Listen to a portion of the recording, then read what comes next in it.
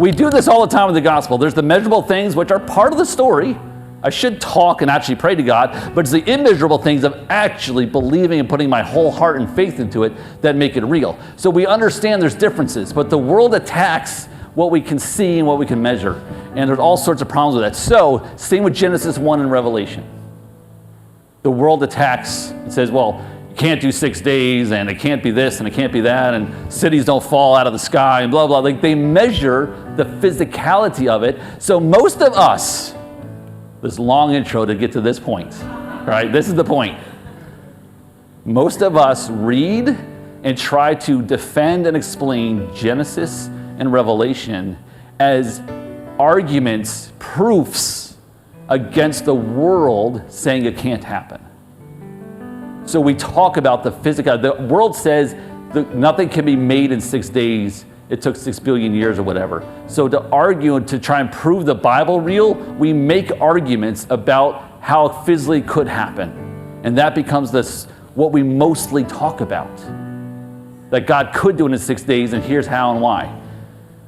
And in Revelation, the world says the world's not going to end that way. The world can't end that way. There's no cities coming from heaven. There's no other kingdom, right? They talk about the sun burning out or whatever. And we want to prove the Bible, so we argue about exactly what it will look like.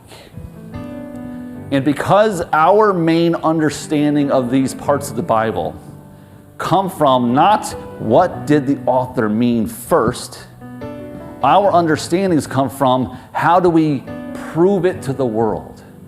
You see the difference in that? Our arguments, our understandings are essentially wanting to argue with non-believers, which is something we can do, but that should be second. What needs to come first is, what does it just mean on its own? Outside of the attacks on it, outside of what others say, just by itself, in its own vacuum of biblical truth, just what does it mean? And I think if we start there, we understand it way, way better. And then, in understanding it way, way better, we will have greater arguments against the world. See, I think that's really what's intended, and how we can be the most effective witnesses for biblical truth is to first understand it by itself, and then, knowing the word deeply, we can argue with the world.